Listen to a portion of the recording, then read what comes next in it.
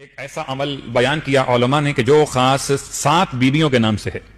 7 بیویاں کون سی ہیں؟ جن میں پہلی بیوی جناب خدیجہ طاہرہ سلام اللہ علیہا، دوسری بیوی جناب فاطمہ بنت اسد سلام اللہ علیہا، دوسری بیوی جناب فاطمہ بنت اسد، اور تیسری بیوی جناب سیدہ فاطمہ الزہرا سلام اللہ علیہا، چوتھی بیوی جناب فاطمہ ام البنین سلام اللہ علیہا، ٹھیک، پانچویں بیوی جناب زینب کبریٰ سلام اللہ علیہا، اور چھٹی بیوی معصوم قم جناب فاطمہ بنت امام موسی کاظم علیہ الصلوۃ والسلام، اور آخر میں 7ویں بیوی جناب نرجس خاتون سلام اللہ علیہا۔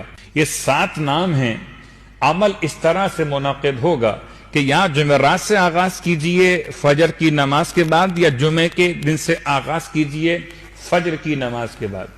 فجر کی نماز کے بعد مرد یہ عمل کرتے ہوں یا خواتین کریں، یہ عمل 4 جمعرات یا 4 جمعے کے لیے، یعنی پورا مہینہ، یعنی کہ پورا مہینہ 4 جمعے یا 4 جمعرات۔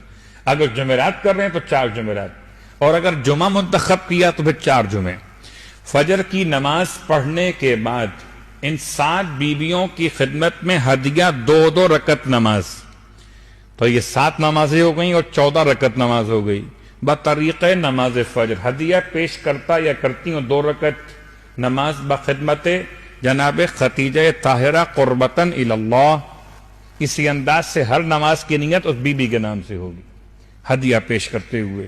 جب یہ 7 نمازیں 14 رکعت مکمل کر لیجئے، 2 رکعت کر کے نماز مکمل کیجئے، اس کے بعد پھر ایک تسبیح درود کی، اور اس کے بعد سورہ مبارکہ یاسین کی تلاوت۔